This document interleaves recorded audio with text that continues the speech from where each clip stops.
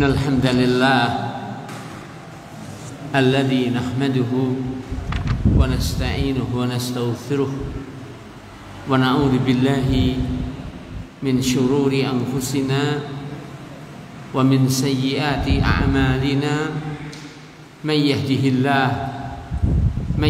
الله فلا مضل له ومن يضلل فلا هادي له أشهد أن لا إله إلا الله وحده لا شريك له وأشهد أن محمدا عبده ورسوله وبعد. Meneruskan pembahasan kitab Sittud Durar min usuli ahli al-athar, termasuk yang terakhir kita bahas adalah keharusan kita dalam memahami Al-Quran dan Sunnah dengan pemahaman salaful ummah, tidak dengan pemahaman masing-masing, tapi memahami dengan apa yang Nabi memahaminya, memahami dengan apa yang para sahabat memahaminya, memahami dengan apa yang para tabi'in telah memahaminya. Karenanya Al-Imam Malik, Imam Darul Hijrah, gurunya Imam Syafi'i, beliau katakan bahwa perkara umat ini tidak akan menjadi baik kecuali dengan sesuatu yang membuat baiknya perkara pendahulunya. Apa yang membuat baiknya para sahabat, itulah yang akan membuat baiknya umat ini. Sebagai penutup di sini dikatakan tambihun, sebuah peringatan. Idza ikhtalafa salafuna as-salih.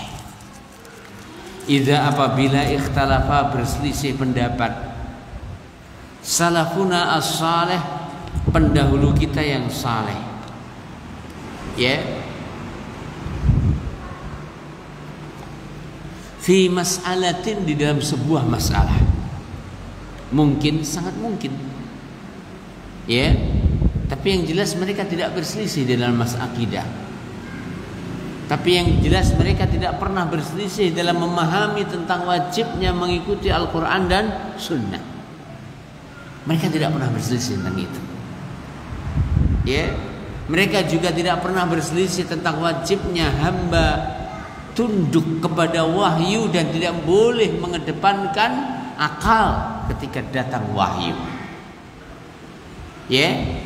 Mereka juga sepakat bahwa dalam memahami asma Allah dan sifatnya adalah memahami seperti yang Allah Ta'ala turunkan, dengan tanpa merubah, dengan tanpa membagaimanakan, ya, dengan tanpa menolak, ya, dengan tanpa menyerupakan, ya, tapi meyakini bahwa nama-nama dan sifat tersebut adalah nama dan sifat yang sesuai dengan keagungan Allah Subhanahu wa ta'ala, dan sama sekali tidak ada di dalam penetapan mereka terhadap asma dan sifat mengharuskan kesamaan dengan sifat-sifat makhluk, walaupun nyuwun sewu namanya sifat itu sama.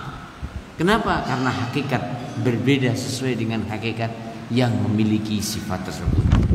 Masalah selanjutnya adalah tambihun, peringatan. Idza, apabila ikhtalafa, berselisih, salafuna as-salih, pendahulu kita yang saleh, ya, betul itu atau sebelumnya? Ya, fi mas'alatin, di dalam sebuah masalah, masalah tertentu, fi mas'alatin di dalam suatu masalah, karena adalah tahkimu ad-dalil, menjadikan hakim, ya. Apa yang dijadikan hakim? Tahkimu ad-dalil, menjadikan dalil sebagai hakim, minal kitabi, baik dalil itu dari Alkitab, Al-Quran, was sunnati, ataupun sunnah, huwa, dia adalah al-maslakul wahid, al-wahid, satu-satunya jalan. Ketika dikatakan al-maslakul wahid, satu-satunya jalan, apa maknanya? Tidak ada jalan lain. Ketika kita dapati pendahulu kita berselisih, kecuali menjadikan dalil sebagai hakim, menjadikan dalil sebagai hakim. Kenapa kita harus menjadikan dalil sebagai hakim?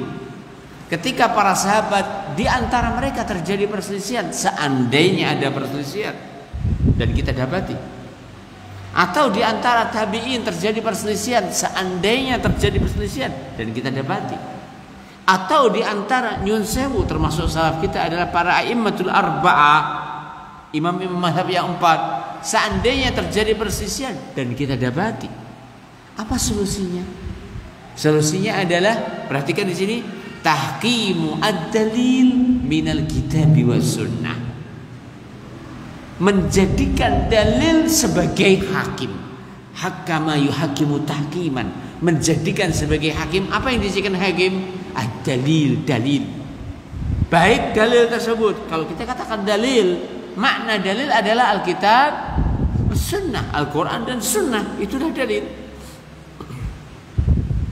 Nah, liqaulihi ta'ala, kenapa kita harus demikian mengikuti dalil dan menjadikan dalil sebagai hakim? Liqaulihi ta'ala, berdasarkan firman Allah Subhanahu wa ta'ala, fa in tanaza'tum, surat An-Nisa, jazakallahu khair, barakallahu khair. Surat An-Nisa ayat yang ke 59. Ustaz, beri anak yang kosong, nggak mungkin diminum semua. Jazakallah.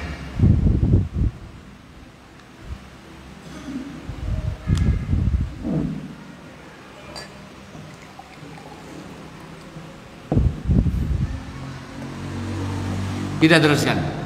Dalilnya firman Allah Ta'ala di surat An-Nisa ayat yang ke-59.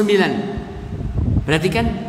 فَإِن تَنَازَعْتُمْ فِي شَيْءٍ فَرُدُّوهُ إِلَى اللَّهِ وَالرَّسُولِ إِن كُنتُمْ تُؤْمِنُونَ بِاللَّهِ وَالْيَوْمِ الْآخِرِ ذَلِكَ خَيْرٌ وَأَحْسَنُ تَأْوِيلًا. Ya. Fa in maka apabila tanaza'tum, kalian berselisih. Ayat ini siapa yang dipanggil? Para sahabat, yang mereka saat turunnya ayat tersebut telah ada, ya, dan mereka lah yang dimaksud di dalam al-adillah, dalil-dalil yang muatannya adalah al-mukhatabun, mereka-mereka yang diajak bicara. Maka al-murad bil mukhatabin, yang dimaksudkan dengan yang diajak bicara adalah as-sahabah, para sahabat. Perhatikan. Fa'in maka apabila tanaza'tum, kalian berselisih, fi syai'in, dalam suatu masalah, farudduhu, maka kembalikanlah, ilallahi, kepada Allah, war rasul, dan kepada Rasul. Makna mengembalikan kepada Allah, mengembalikan kepada Al-Quran. Makna mengembalikan kepada Rasul, mengembalikan kepada Sunnah. Setelah wafatnya beliau sallallahu alaihi wasallam. Ya, dan Allah Subhanahu wa ta'ala jauh-jauh memberikan kepada kita bahwa semua itu tak semudah itu bisa diterima, walau itu datang dari Allah Ta'ala perintahnya. Hanya mereka-mereka yang disebutkan setelahnya sifatnya, mereka yang mampu dan mau dan lega dan menerima menjadikan Al-Quran dan Sunnah sebagai hakim. Siapa mereka yang disebutkan sifatnya? In kuntum tu'minun, bila kalian beriman billahi, kepada Allah, wal yaumil akhir, dan hari akhir. Disebutkannya dua sifat, ya, yaitu iman kepada Allah, iman kepada yaumil akhir. Syarat agar dia bisa mampu menjadikan Al-Quran dan Sunnah sebagai hakim. Orang yang tidak beriman kepada Allah, bahwa Allah Ta'ala di dalam Al-Quran adalah sebaik-baik jalan keluar, sebaik-baik pembicaraan, sebaik-baik firman.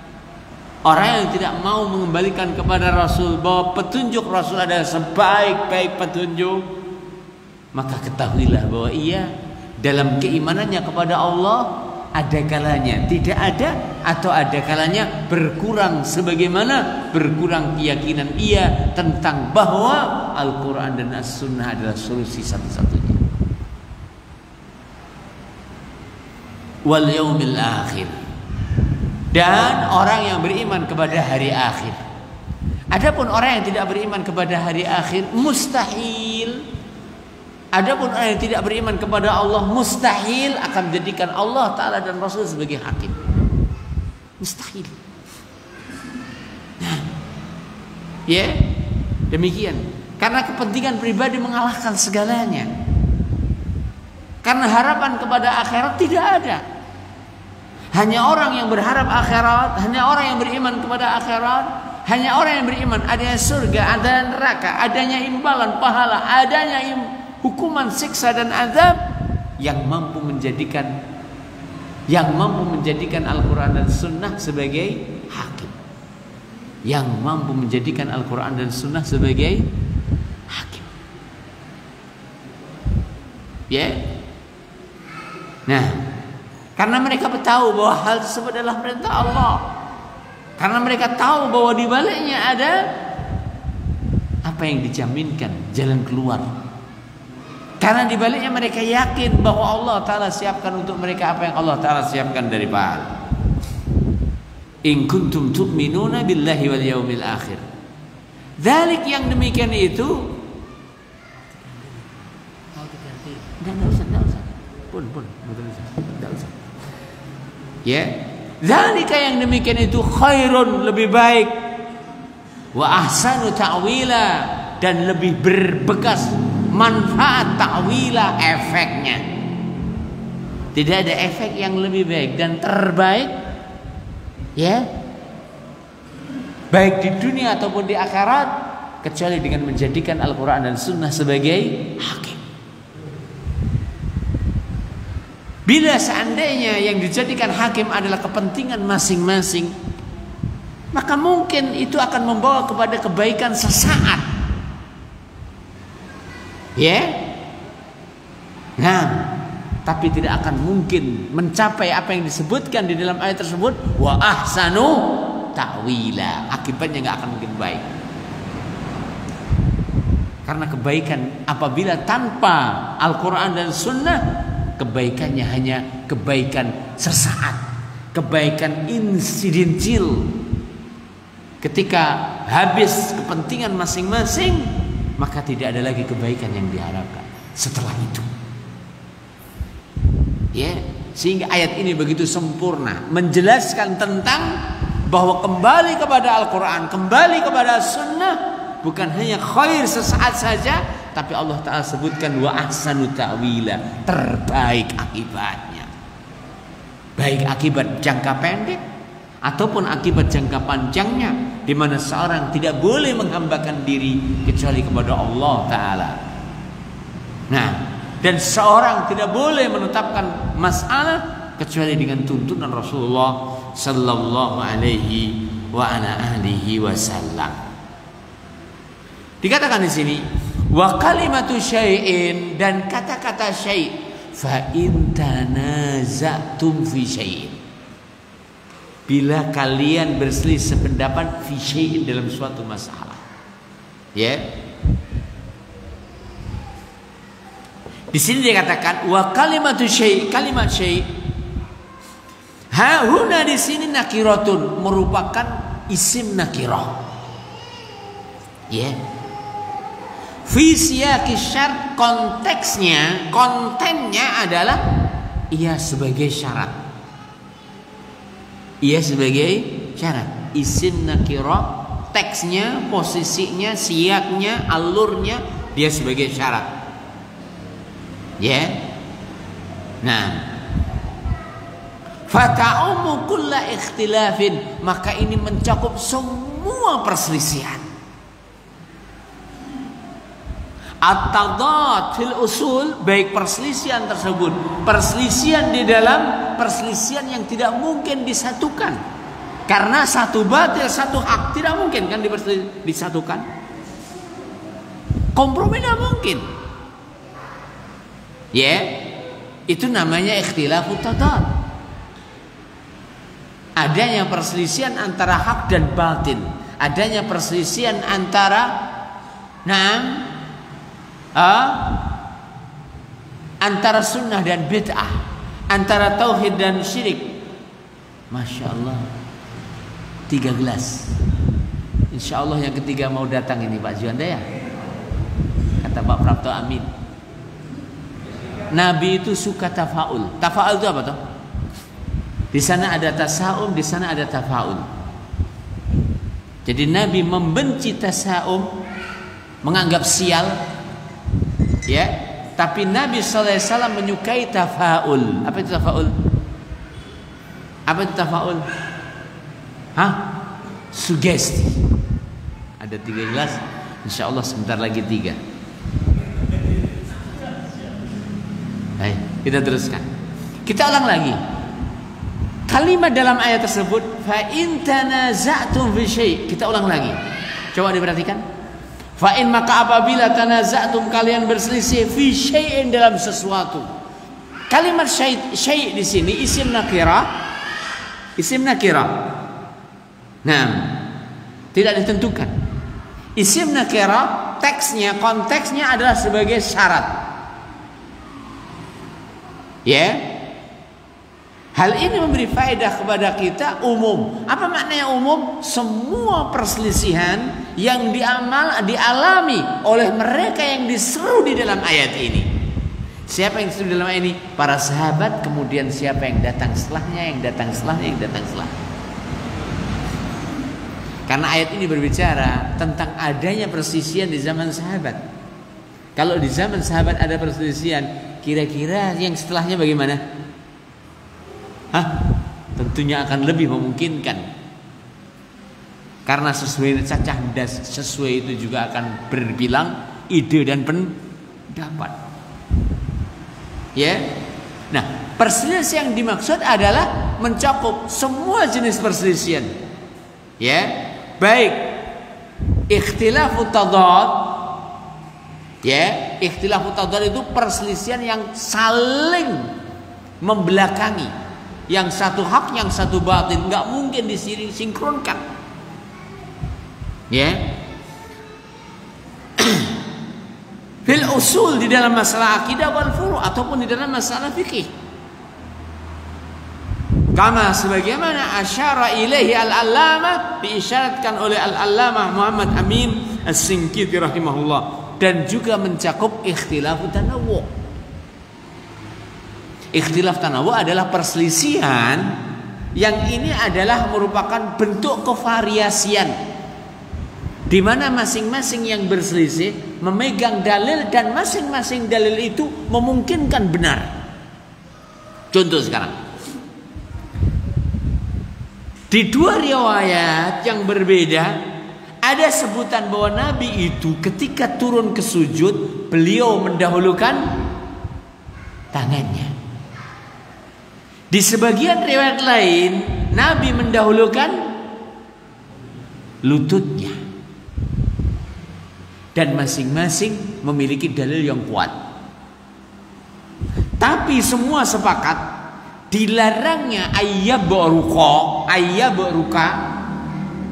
kama yabruku al-ba'ir. Enggak boleh buruk seperti buruknya ba'ir, turun seperti turunnya unta. Dan dua-duanya adalah hadis yang sahih. Lalu bagaimana mensinkronkan? Sebagian mengatakan hadis itu terbalik. Yang satu juga mengatakan yang terbalik.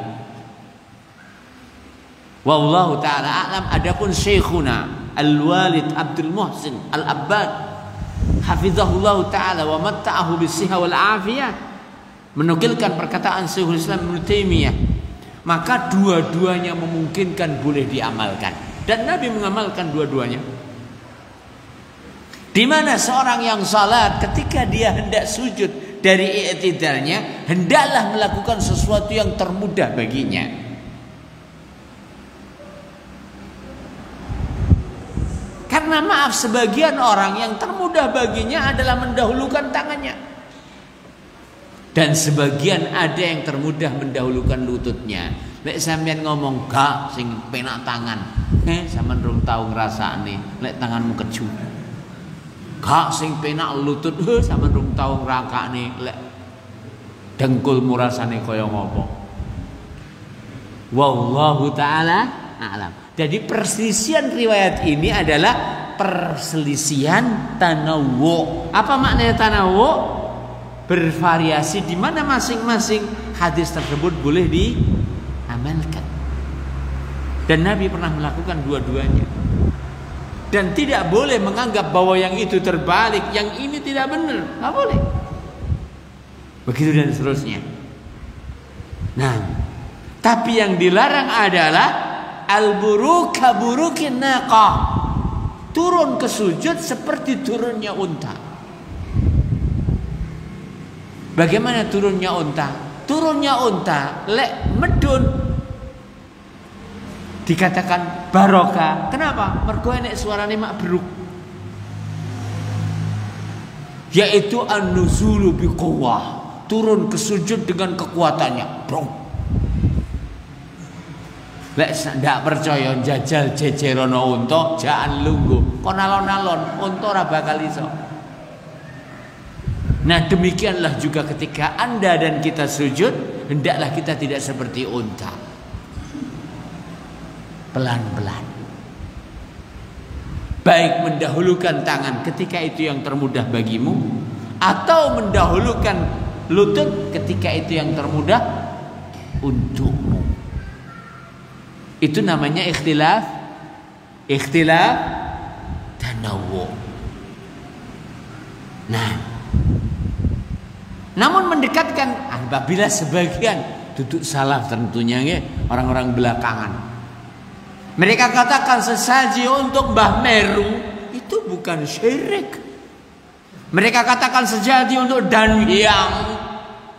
Dan jangan dari kata-kata Dan Hyang. Atau kirim caos dahar kangge leluhur, utawa yang babat desa dalam bentuk syukur kepada mereka, jarene ngono gak syirik. Ya kalau Anda sandarkan kepada selain Islam, ya memang gak ada syirik bagi mereka. Karena apa? Akidah mereka adalah syirik. Tapi kalau Anda sandarkan kepada Islam, maka Islam tidak membolehkan pengabdian kepada selain Allah. Nah, cinta pada puncaknya yang membuahkan ketundukan pada puncaknya, maka itu tidak boleh kecuali hanya kepada Allah.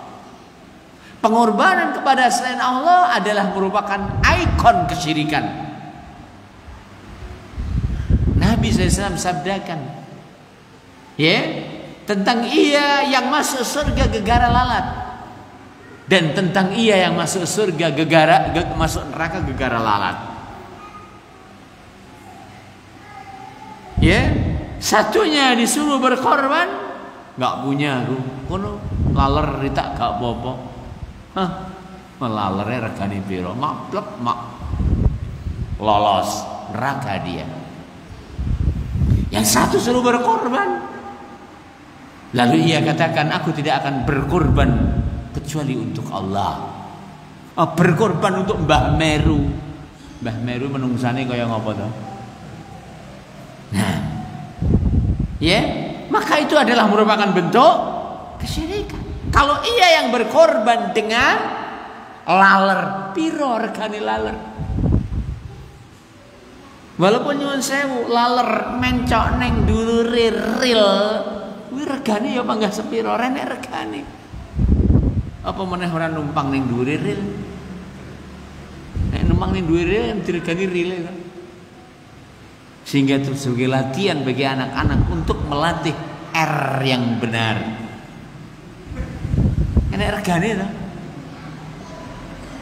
Lalu bagaimana apabila pengorbanan itu bukan hanya sekedar laler,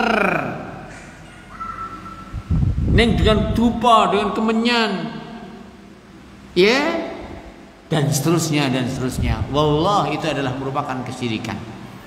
Dan mudah-mudahan Allah berikan petunjuk kepada mereka yang kebakaran, mereka nggak punya jenggot sehingga nggak disebut jenggot, kumisnya Sehingga mereka berusaha mencari pembelaan terhadap agama batil. Tapi bukan berarti kita membela kepada dia yang menendang sajen tersebut kemudian diviralkan. Ingat, ingkarul mungkar alanian itu hanya hak dan kuasa hakim dan penegak hukum. Adapun person to person, maka mereka tidak dibolehkan. Wallahu subhanahu wa ta'ala alam. Dan alhamdulillah ia tidak menisbahkan diri kepada salafi ahlus sunnah, tapi menisbahkan diri kepada pesantren yang ia dibesarkan di situ, yang kita sudah tahu tentang jejak rekap dakwahnya. Wallahu ta'ala alam. Dan ini adalah rahmat untuk salafiyin di Indonesia, bahwa mereka adalah bebas dari tuduhan, bahwa tidak setiap yang berpakaian sama adalah memiliki manhaj yang sama dalam ingkarul mungkar. Ya, ingkarul mungkar dengan alanian itu hak dan kuasa hakim, kuasa aparatur negara. Nabi SAW ketika sudah menguasai Mekah, baru beliau yang menohok patung-patung itu dan menjungkalkannya dan membaca firman Allah Ta'ala, Ja'al haq wa zahaqal batil innal batila kana zahuqa. Sebelum itu beliau tidak pernah melakukan itu. Kita ulang lagi, sebelum itu beliau tidak pernah melakukan itu. Dan agar ditahu, itulah dakwah salaf, dakwah yang terbangun di atas kearifan. Dan perlu diketahui, mengingkari kemungkaran tak serampangan siapapun boleh melakukannya. Ya, ingat, kapan seorang itu diperintahkan dan dibolehkan mengingkari kemungkaran? Pertamanya, yang dia ingkari harus benar-benar mungkar. Taruhlah bahwasanya sajian adalah mungkar, benar itu mungkar. Tapi ingat, di sana ada syarat kedua, alla yatarattaba ala inkari hadzal munkar ma huwa ankar men. Jangan sampai berefek dengan ketika ia mengingkari kemungkaran tersebut, kemungkaran yang lebih besar. Coba semalam saya lihat, Masya Allah, 1000 sajen dan dupa untuk Mbah Meru, lintas agama. Lebih dadi kan. Jadi bukan kemungkaran yang dia nihilkan, tapi justru kemungkaran yang akan menjadi viral. Begitu dan seterusnya. Kenapa? Karena ketidakdewasaan seorang ya dalam mengingkari kemungkaran. Perhatikan, Allah Ta'ala di ayatnya telah menyebutkan etika dan pakem dalam mengingkari kemungkaran. Allah firmankan, wala tasubbul ladzina yad'una min dunillahi fayasubbullaha adwan bighairi ilm. Kalian dengan cela, jangan cela sembahan-sembahan yang mereka sembah selain Allah. Bu Maiso Surane, bu Lembu Surane, bu Suro-suro Dinoyoriane. Jangan kamu cela. Kenapa? Fayasubbullah. Karena apabila sesembahan mereka dicela, mereka ganti akan mencela Allah, akan menantang Allah. Adwan bighairi ilmin, yang mereka berlebih-lebihan dengan penuh permusuhan yang terbangun tanpa ilmu. Syekhul Islam Ibnu Taimiyah ketika dalam perjalanan perangnya, ya, waktu itu melewati tentara Tartar. Tentara Tatar nyun sewu lagi kopler, lagi mabuk. Maka sebagian dari pasukan katakan kepada Syekhul Islam, wahai Syekhul Islam, lihat mereka mabuk, bukankah ini kemungkaran? Mari kita ingkari. Kata Syekhul Islam, jangan kau ingkari. Kenapa? Tentara Tartar ini lek gak kopler mateni, lek kopler jarno. Kenapa? Ketika mereka mabuk, maka efek buruknya terhadap kaum muslimin tidak seberapa. Lek waras, mereka akan membunuh kaum mukminin. Ini fikih dalam mengingkari kemungkaran. Tak setiap mungkar yang ada di hadapan kita harus kita rubah dengan tangan. Siapa yang berhak merubah dengan tangan? Waliul amr, pemimpin. Nah, kita serahkan kepada aparatur negara. Dan mudah-mudahan Allah Subhanahu wa taala memberikan bimbingan kepada mereka dan petunjuk sehingga mereka tegakkan tauhid dan negeri persada Indonesia ini. Amin. Kita teruskan.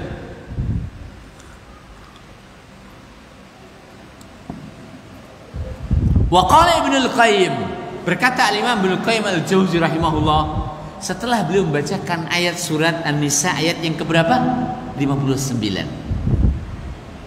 Walau lam yakun, seandainya tidak ada fi kitabillah dalam Al-Quran wa sunnati rasulih sallallahu dan sunnah Rasulullah bayan penjelasan bayanu hukmin ma tanaza'u fi.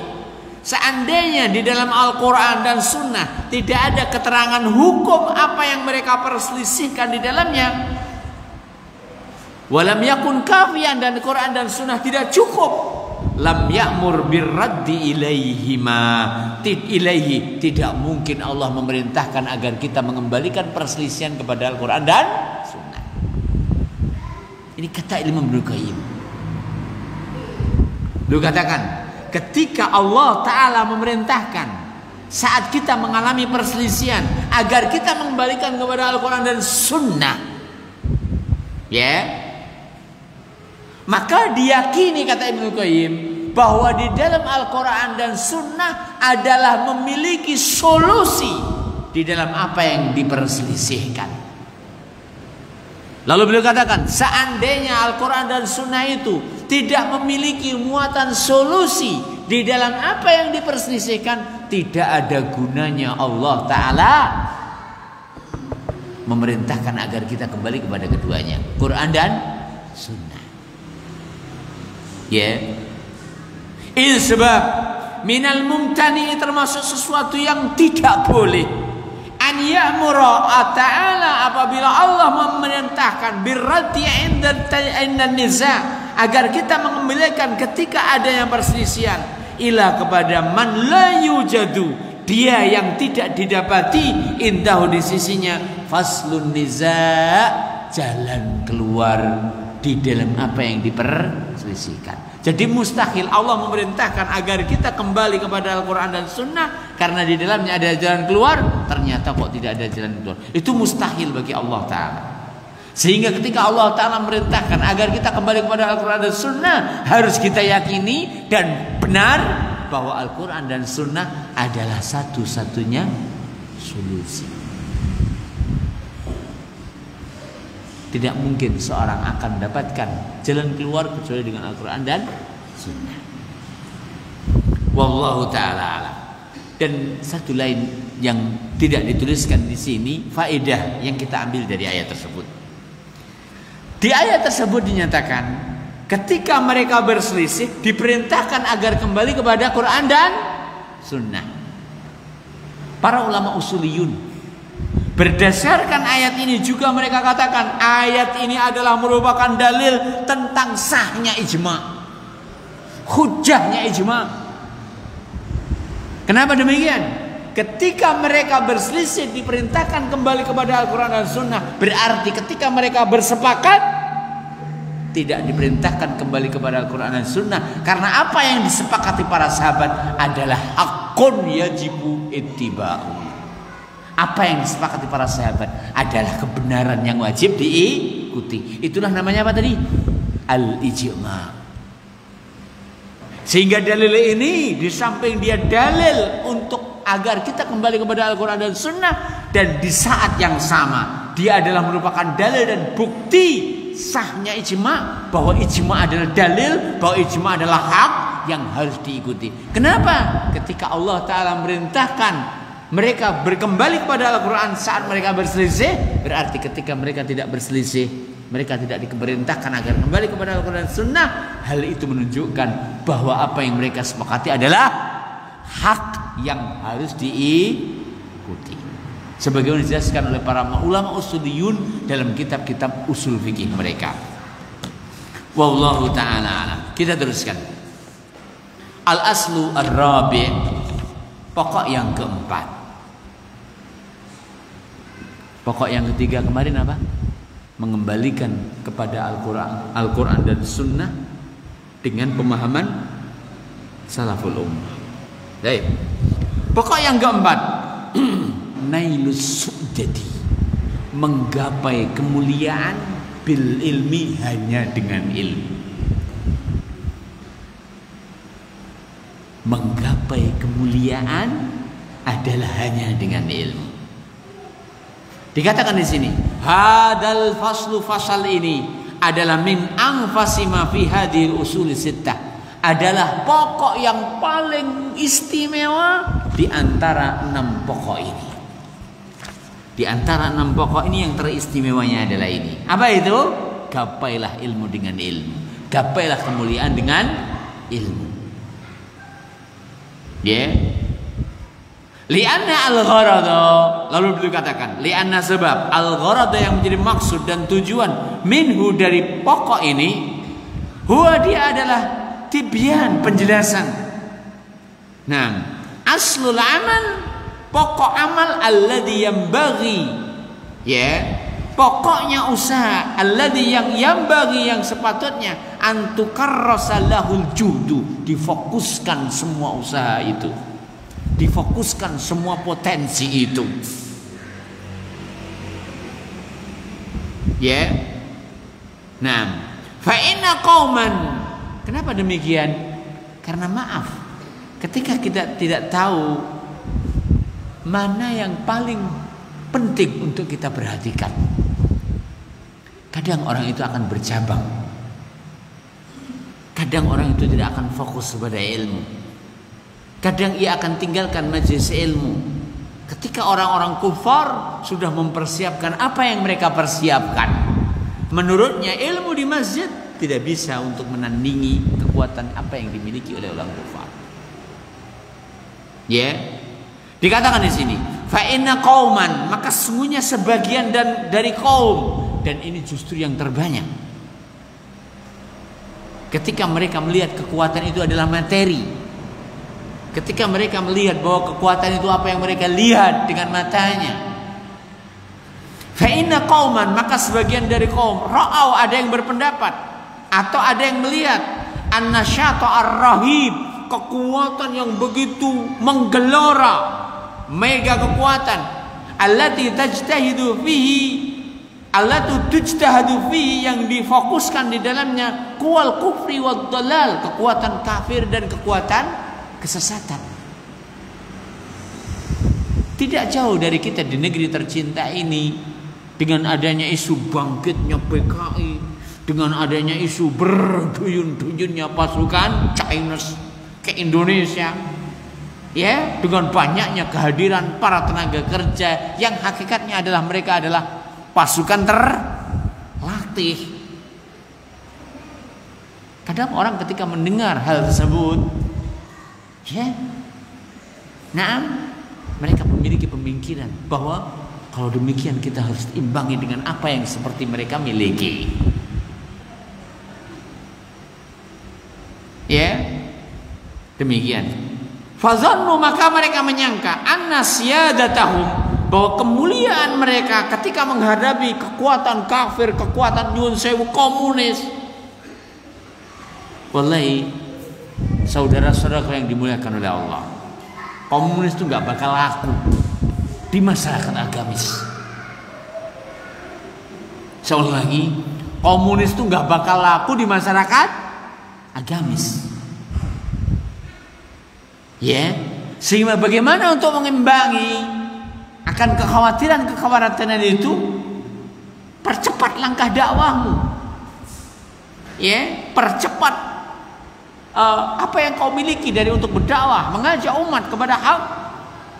Awali dari dirimu, awali dari keluargamu, awali dengan mereka yang kau mampu untuk menggaitnya. Ajak mereka kepada Allah, sampaikan ilmu kepada hak. Apalagi zaman now, subhanallah, Allah mudahkan untuk kita semudah-mudahnya dakwah itu. Ya, Allah mudahkan untuk kita semudah-mudahnya dakwah itu.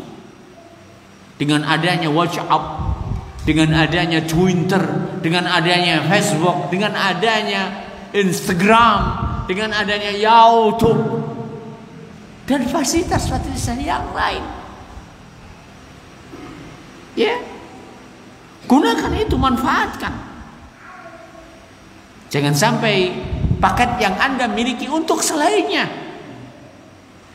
Habiskan paket untuk games, habiskan paket untuk yang lainnya. Waliyadzubillah. Ya, tapi gunakan untuk itu.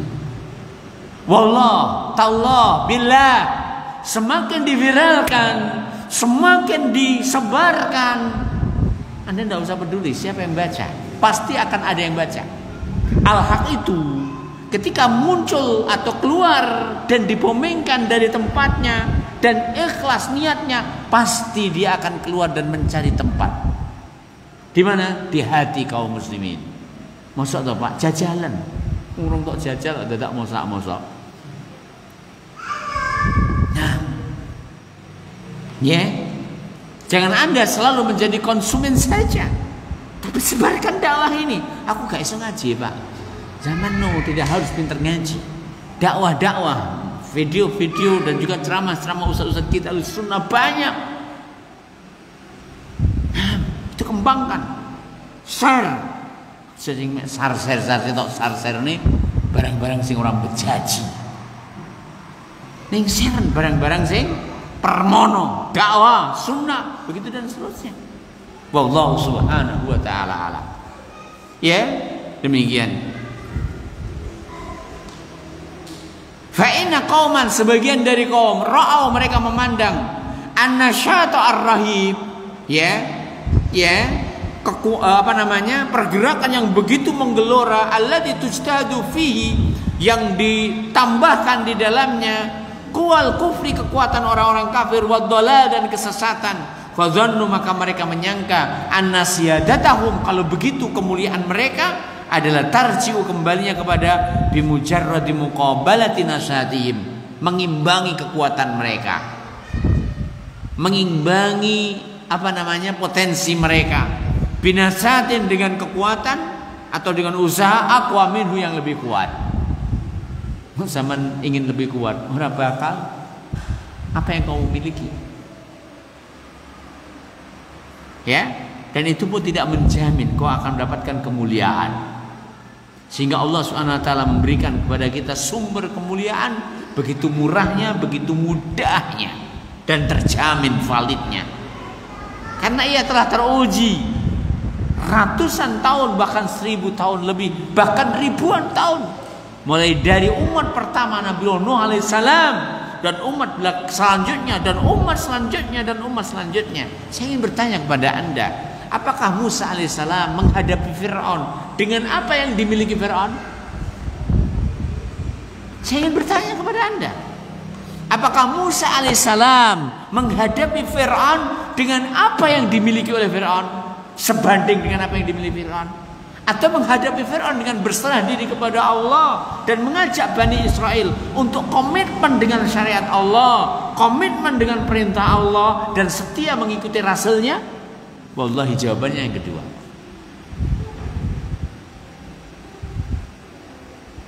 Bahkan di saat yang sangat-sangat genting, ketika kedua regimen tersebut, kedua kelompok tersebut saling pandang, falamma tara al-jam'an, ketika dua kelompok tersebut saling melindas, qalu, mereka mengatakan Bani Israel, ya Musa inna lamudrakun, wahai Musa, kecekel mati re awake dhewe.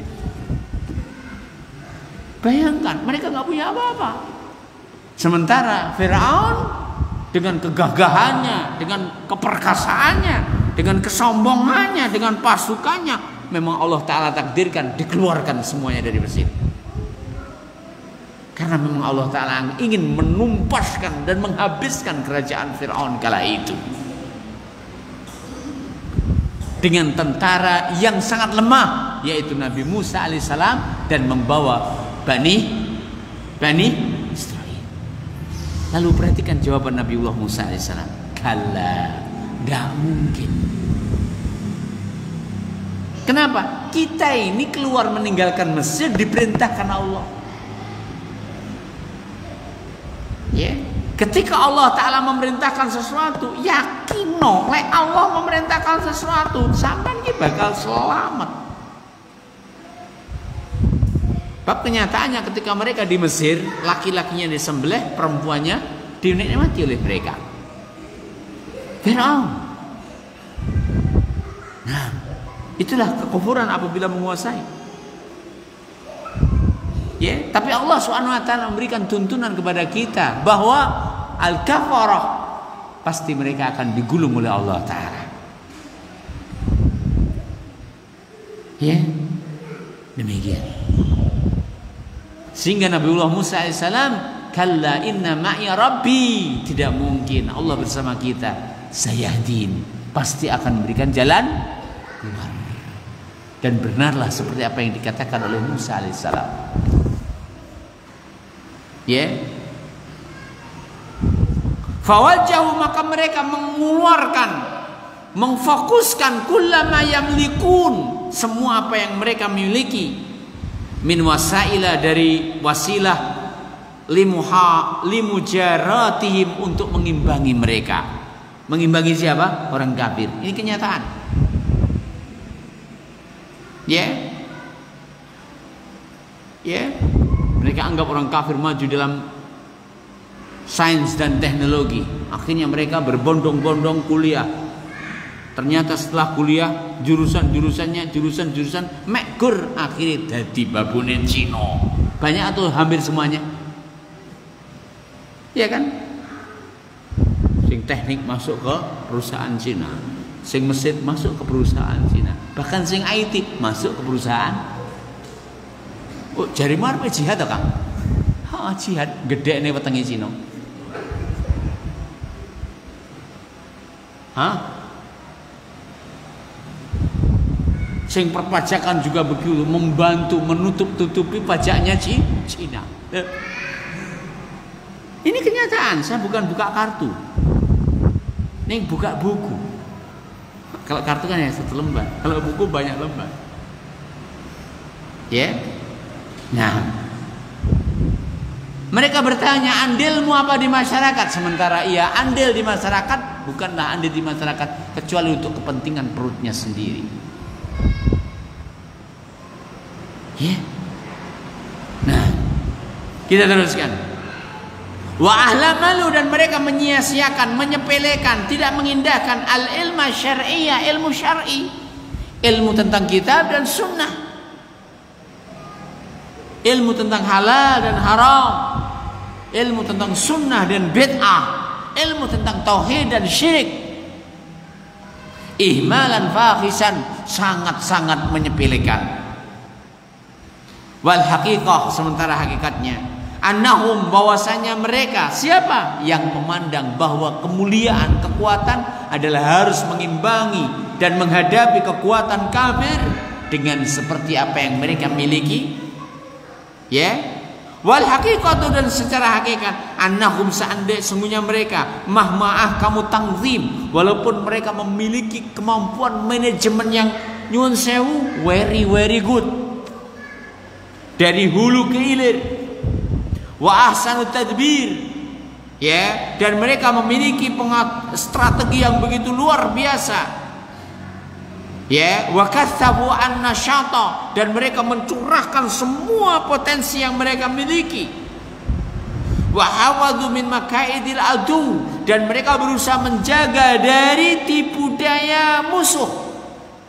Falan yuktaba lahum, tidak akan mungkin mereka menggapai su'dadun, kemuliaan, wala, dan tidak juga rif'atun, ketertinggian, hatta, sehingga yu'assisu amalahum, mereka membangun amal mereka alal ilmi, di atas ilmu, wa ya'rifu lahu, dan mereka mengenali bagi ilmu tersebut, wali ahlihi, dan bagi ahli ilmu, qadrahu, kedudukannya, kemuliaannya. Qala Allah Ta'ala berfirman, Ahlus Sunnah tuh mengajarkan umat agar ikut dalil, bukan mengajarkan umat agar ikut A, B, C, D, dan seterusnya. Ya, sehingga mereka tidak mendapatkan keuntungan ketika apa yang mereka sampaikan kecuali apa yang dijanjikan oleh Allah Subhanahu wa Ta'ala. Yarfa'illahu alladhina amanu. Perhatikan di surat Al-Mujadilah ayat yang ke-11. Inilah hukum pasti yang tidak mungkin akan dibantah. Yarfa'illahu alladhina amanu, Allah akan mengangkat derajat orang-orang yang beriman, minkum, dari kalian, walladhina utul ilma, dan orang yang diberi ilmu, darajat, beberapa tingkatan. Perhatikan ayat ini jelas bahwa kemuliaan ya tidak mungkin didapat kecuali dengan ilmu, karena Allah yang janjikan. Nah, ya, adapun masalah dunia, wallah, ketika Anda menguasai ilmu, pasti Allah Ta'ala bukakan untukmu apapun yang Allah Ta'ala bukakan. Kenapa? Karena semua selain kaum muslimin, semua selain orang-orang yang beriman tercipta adalah untuk melayani mereka. Sama mau tahu jajar mikir HP gini, tidak tahu toh, tapi Allah siapkan HP untukmu. Awake dhewe tidak tahu mikir mic gini, enak sing melilik mikir mic. Awake dhewe karek gunakne. Apa enak nama mboten? Bahkan mobil tercanggih jenengan tidak tahu mikir piye carane. Tapi Allah Ta'ala beri anugerah rezeki padamu, tinggal Anda pakai. Itulah bahwa orang-orang kafir tidaklah mereka diciptakan kecuali agar menjadi pelayan bagi orang-orang yang beriman. Kaum mukminin tinggal memakai saja, tinggal memanfaatkan saja. Ya, demikian. Wa qala ta'ala, dan Allah Ta'ala firmankan, narfa'u darajatin man nasha. Narfa'u, kami yang mengangkat, darajatin, tingkatan, man, siapa saja, nasa'u, yang kami ingini. Siapa yang berhak mengangkat dan meninggikan? Allah. Perhatikan firman Allah. Qulillahumma malikal mulki tu'til mulka man tasha' wa tu'izzu man tasha' wa tudhillu man tasha' biyadikal khair innaka ala kulli syai'in qadir. Allah Ta'ala malikul mulk. Tidak ada manusia mulia kecuali dimuliakan oleh Allah. Tidak ada manusia rendah kecuali yang didirikan oleh Allah. Tidak ada manusia diberi kekuasaan kecuali ketika Allah Ta'ala limpahkan kekuasaan tersebut kepada mereka. Jadi mereka yang dicabut kekuasaannya kecuali Allah Ta'ala ingini untuk mencabut kekuasaan tersebut. Qulillahumma malikal mulki tu'til mulka man tasha'. Nah, wa tudhillu man tasha' wa tu'izzu man tasha' wa qulillahumma malikal mulki tu'til mulka man tasha' wa tanzi'ul mulka mimman tasha' wa tu'izzu man tasha' wa tudhillu man tasha'. Dan Allah Ta'ala telah menyatakan dengan apa seorang akan dimuliakan olehnya di ayat ini. Narfa'u darajatin man nasha. Sebelumnya yarfa'illahu alladhina amanu minkum walladhina utul ilma darajat. Tidak yakinkah kita dengan hal tersebut? Nah, bahwa kemuliaan itu hanya dengan ilmu syar'i yang dimaksud. Ilmu kitab dan sunnah yang dimaksud. Nah, wallahu ta'ala. Qala Malik rahimahullah, berkata Imam Malik rahimahullah ketika menjelaskan ayat narfa'u darajatin man nasha. Narfa'u, kami mengangkat, darajatin, tingkatan, man, orang yang nasya'u, kami ingini. Kami akan angkat derajat orang yang kami ingini. Ya, qala Malik, berkata Imam Malik, bil ilmi, Allah mengangkat derajat orang yang Allah ingini dengan apa? Dengan ilmu. Bukan dengan hartanya. Bukan dengan kekuatan dan regimennya, tapi dengan ilmu. Dengan ilmu syar'i. Dengan ilmu din. Nah, karena mereka hanya tunduk kepada ilmu yang Allah Ta'ala perintahkan mereka agar tunduk kepadanya. Nah, wahada, dan penafsiran ini adalah akhadahu Malikun, diambil oleh Imam Malik min syekhihi, dari gurunya Zaid ibni Aslam, yaitu Zaid bin Aslam, bahwa sebab kemuliaan adalah dengan ilmu. Faqad sungguh qala, berkata Zaid bin Aslam rahimahullah, sami'tu, faqad, maka sungguh qala, berkata Imam Malik rahimahullah ta'ala, sami'tu, aku mendengar Zaid bin Aslam, Zaid bin Aslam, yaqulu, beliau katakan, fi hadhil ayah, tentang ayat ini, narfa'u darajatin man nasya, bahwa kami akan angkat derajat orang yang kami kehendaki. Beliau katakan innahul ilm, dia adalah ilmu. Sebab hamba dimuliakan oleh Allah, sebab hamba ditinggikan derajatnya oleh Allah Azza wa Jalla. Ya. Yarfa'illahu, Allah akan mengangkat bi dengan ilmu man yasha'u, siapa saja yang Allah kehendaki fid dunya, di dunia. Dengan ilmu Allah angkat siapa saja yang Allah kehendaki di dunia.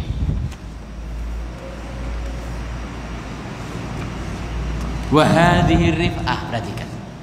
Wa hadhihi rif'ah, dan ketinggian ini karena Allah yang meninggikan dengan firman-Nya narfa'u. Dengan firman-Nya apa? Narfa'u darajatin man nasya, pakai R3. Narfa'u. Ya. Narfa'u, kami angkat darajat, tingkatan man nasya, tingkatan orang yang kami kehendaki. Imam Malik katakan dengan ilmu berdasarkan penjelasan gurunya Zaid bin Aslam. Lalu dikatakan di sini wa hadhihi rif'ah, dan ketinggian ini, kemuliaan ini, kehormatan ini takunu fid dunya qabla al-akhirah, akan dirasakan mereka di dunia sebelum akhirat. Kama qala Allah Ta'ala, sebagaimana Allah Ta'ala firmankan an istifaihi Talut lisiyadatil mala, tentang istifaihi, bagaimana Allah Ta'ala memilih Talut kepada Talut lisiyadatil mala, untuk mengatur dan memanage masyarakat Bani Israel waktu itu, untuk menghadapi Jalut min Bani Israel.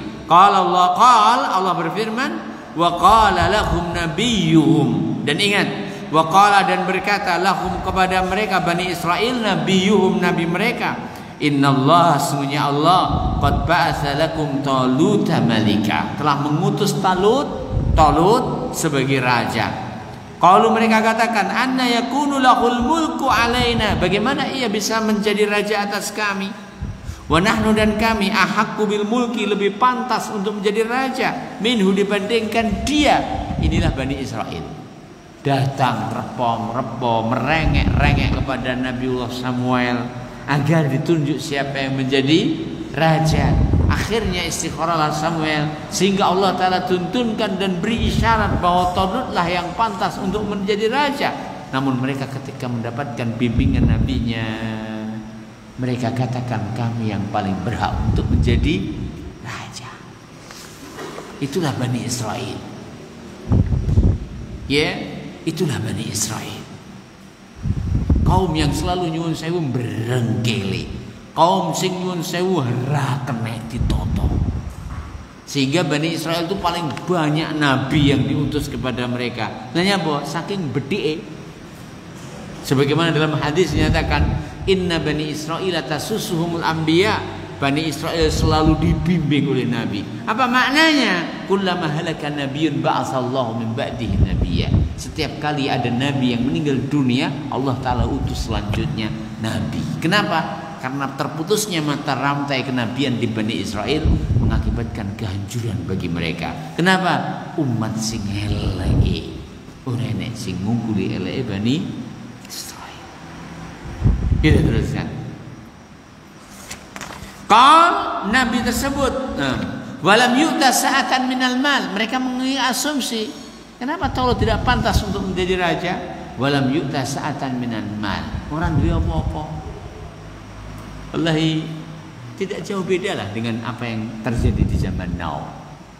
Namanya kemuliaan dan kepresidenan atau kepemimpinan membutuhkan nanti duit arep daftar. Dengkulmu gitu. Bani Israel. Qala innallaha istafahu alaikum. Nabi tersebut katakan, innallaha, sesungguhnya Allah, istafahu alaikum, Allah yang pilihnya atas kalian.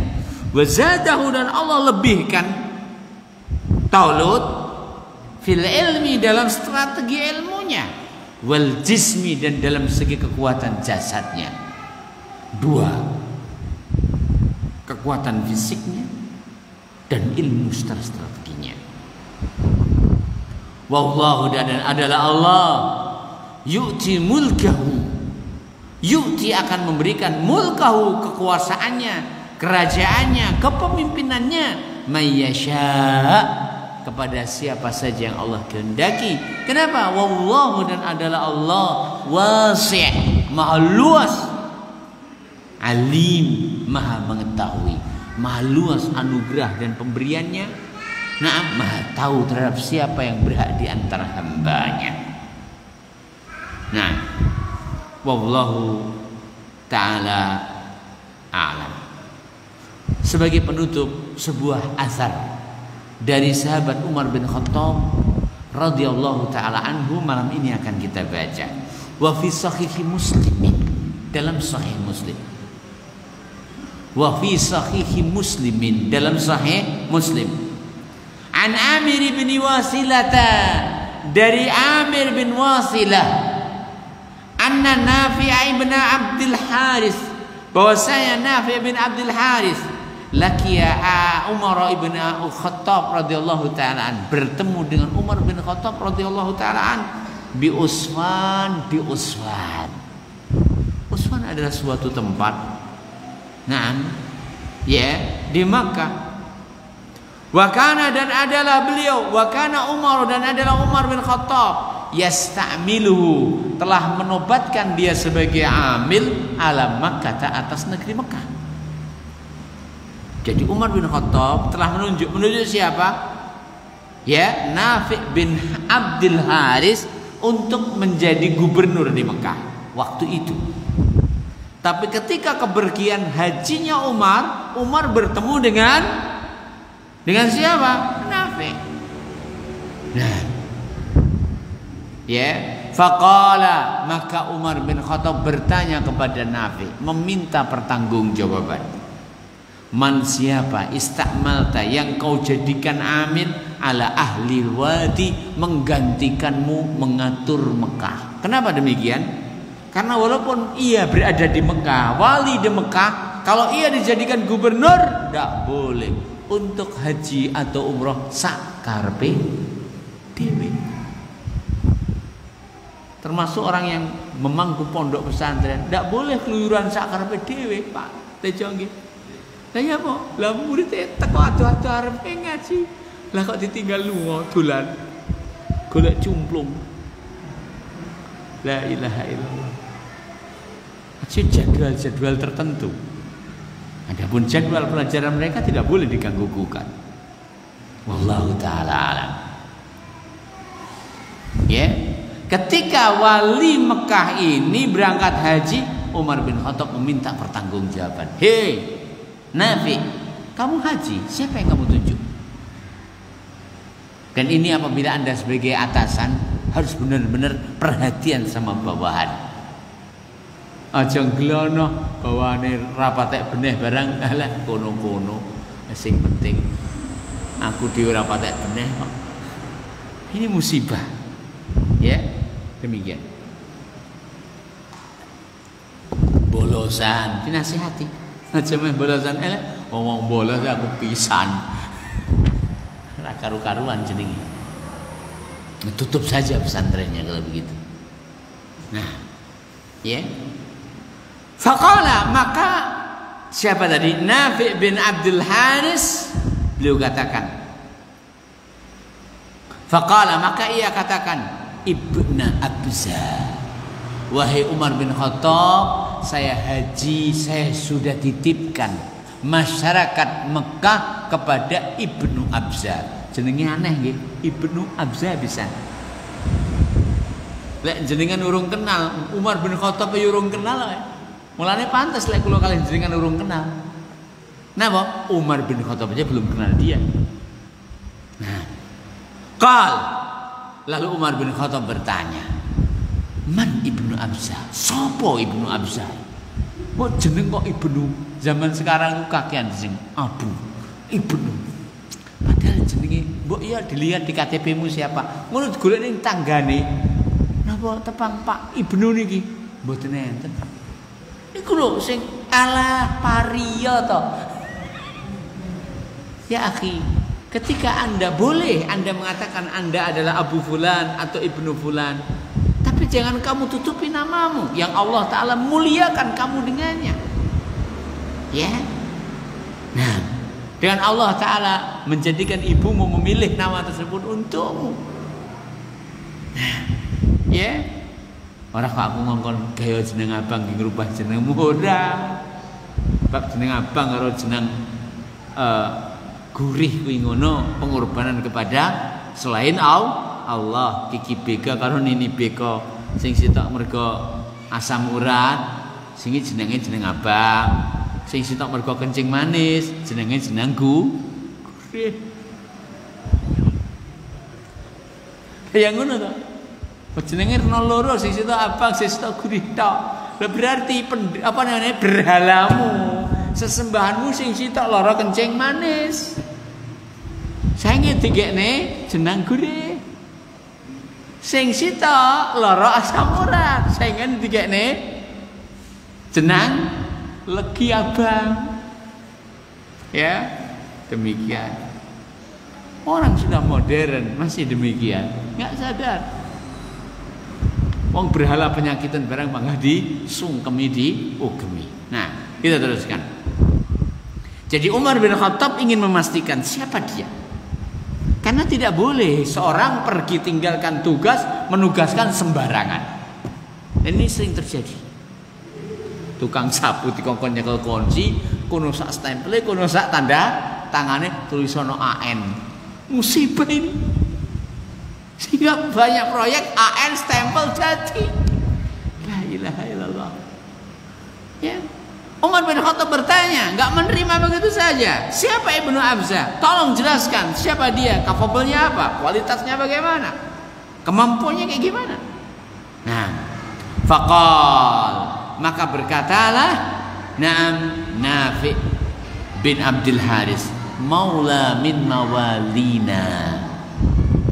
Ibnu Abza adalah bekas budak. Oh, tambah dadi. Gak senengi Umar. Min mawalina, dari bekas-bekas budak kami. Qal, maka Umar bin Khattab dengan marahnya katakan, fastakhlafta alaihi maula. Wahai Nafi', kau jadikan gubernur yang menggantikanmu sementara. PLT ya, petugas. PLT ini artinya petugas pelaksana tugas. PLT, pelaksana tugas. Ya wis. Nah, tak pikir petugas lali tugas. Pelaksana tugas, PLT. Ditanya, ini siapa nih? Budak. Umar marah. Orang Mekah itu suku Quraisy. Orang Mekah itu kerandai Kanjeng Nabi. Tok dadekne pemimpin sementara pelaksana tugas untuk kerandai Kanjeng Nabi. Masyarakat Mekah, pendekar-pendekarnya adalah hanya seorang budak. Pantas orang? Tidak pantas. Marahlah Umar bin Khattab. Apa gak enek wong merdeka sehingga nih bekas budak didadekne gubernur pelaksana tugas PLT. Ya. Qal, berkatalah atau menjawablah Nafi', innahu, nyuwun sewu Umar, walaupun dia hanya sebagai seorang budak, innahu sesungguhnya dia, ya, innahu sesungguhnya dia qari'un li kitabillah, hafidz Al-Quran, pembaca Al-Quran, mengamalkan Al-Quran. Dan di dalam Al-Quran solusi di dalam apa yang diperselisihkan. Kenapa didahulukan ini? Karena manusia tidak akan lepas dari berselisih. Bu Hesu, Bu Hawan, Bu Suri, Bu Pengi. Dan namanya pemimpin itu jujukan. Nama Pak Prapto? Jujukan. Lihat jujukan sebelum memutuskan, tidak ngerti dalile, iso memutuskan apa enggak? Tidak bisa.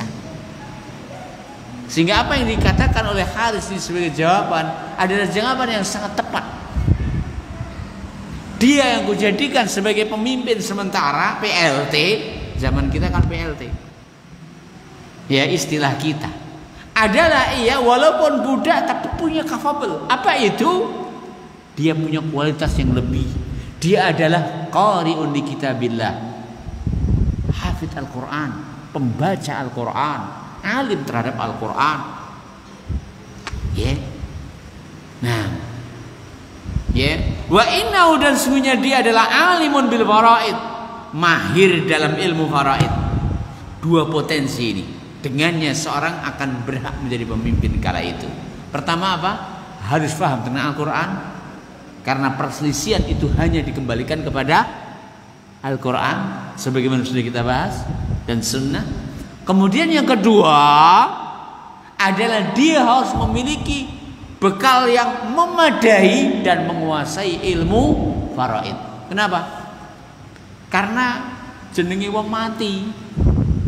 Orang ngenteni mulai gubernur, sik ngenteni gubernur urung mulai bagi warisnya piye lah ya bledru ki kok. Enggak bisa. Ya. Namanya mati itu ya setiap saat. Ya. Ora enek kok malaikat jurupati lirak-lirik marang sira ndakne penggawean iku ora enek. Enten nggih pujian ngono. Malaikat jurupati lirak-lirik marang sira. Kok malaikat orang di penggawean kudu lirak-lirik. Dusta itu.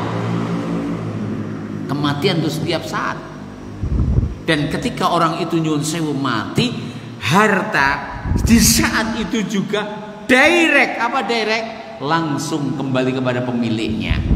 Bojone bagiane pira, anake bagiane pira, lek cik mbok mboke bagiane pira, lek cik di bapak bagiane pira, lek anake wedok kabeh pira bagiane, lek anak enek sing lanang piye carane mbagi. Lek ndak duwe bojo, ndak duwe anak, ndak duwe ndak duwe pak mbok, duwene dulur, piye carane bagi? Secara nyuwun sewu, all detail ada pakemnya. Wallahi Anda tidak akan mendapatkan sebuah tatanan hukum yang menjelaskan perincian hak waris seperti detail-detailnya hukum syariat. Dan pertanggungjawaban kenapa ini lebih berhak daripada ini dan kenapa bagiannya ini dan seterusnya secara all detail dalam syariat. Gak akan kau dapatkan di selain syariat Allah Ta'ala, di selain syariat Islam. Gak akan kau dapatkan. Ya, demikian. Sehingga Nafi di sini katakan dia yang berhak ditunjuk adalah yang memiliki dua potensi tersebut. Ilmu tentang Al-Quran dan hukum, ilmu tentang faraid dan pembagian waris. Karena berselisih setiap saat, karena mati tidak ngenteni tekane petugas asli, walaupun PLT juga harus siap untuk membagi waris. Dan di sini beri faedah kepada kita bahwa pembagian waris adalah setelah selesai dikuburkan, segera dibayarkan hutang-hutangnya, segera ditunaikan wasiatnya, lek turah segera dibagi kepada pemiliknya. Ojo ngenteni entek slametane, dene dalile kang ngono kuwi. Entek slametane sing sitok lara ngentekne mantine, bareng enteni mantine henteni slametane entek. Ha sing sitoke lara neh dinteni neh. Kapan nek membagi? Sehingga akan mengakibatkan mempersulit di dalam pembagian. Wallahu taala a'lam.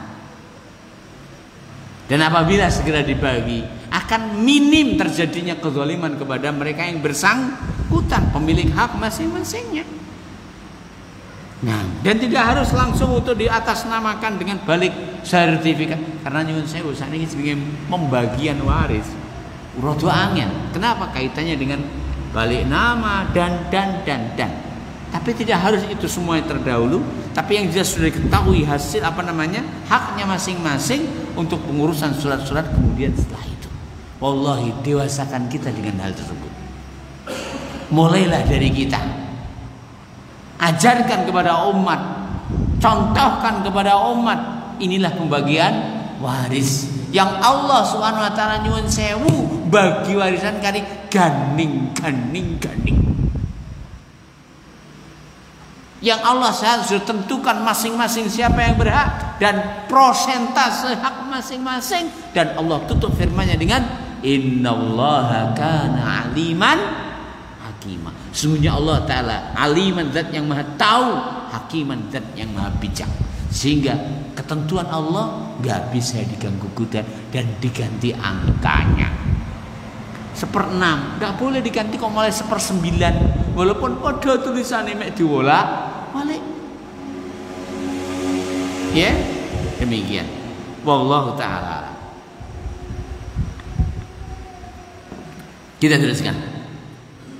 Qala Umar bin Khattab mengatakan, setelah beliau terpuaskan mendapatkan jawabannya apa? Dia PLT memiliki 2 yang tidak dimiliki yang lain. Apa yang pertama?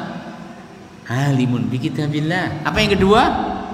Alimun bil faraid. Umar bin Khattab katakan, ama inna nabiyakum, ketahuilah sesungguhnya nabimu. Artinya Umar menindesi, menimpali, mengukuhkan jawabanmu benar wahai Nabi. Ama inna nabiyakum, ketahuilah bahwa nabimu qal, ia katakan, innallaha, sesungguhnya Allah, yarfa'u bihadzal kitab, mengangkat, meninggikan, memuliakan bihadzal kitab, dengan Al-Qur'an ini, aqwaman, beberapa kaum, wa yad'u bihi akharin, dan merendahkan yang lain. Tidaklah yang dimuliakan oleh Allah ketika Allah memuliakannya kecuali dimuliakan karena Quran. Tidaklah mereka yang direndahkan oleh Allah Ta'ala ketika Allah merendahkannya kecuali jauhnya dari petunjuk Allah Subhanahu wa Ta'ala. Mudah-mudahan Allah Subhanahu wa Ta'ala muliakan kita dengan ilmu, dan mudah-mudahan Allah Ta'ala menganugerahi kepada kita taufik untuk mengamalkannya, dan mudah-mudahan Allah Subhanahu wa Ta'ala menjadikan kita dalam semua itu ikhlas hanya karenanya. Subhanakallahumma rabbana bihamdika asyhadu an la ilaha illa anta astaghfiruka wa atubu ilaik. Assalamualaikum warahmatullahi wabarakatuh.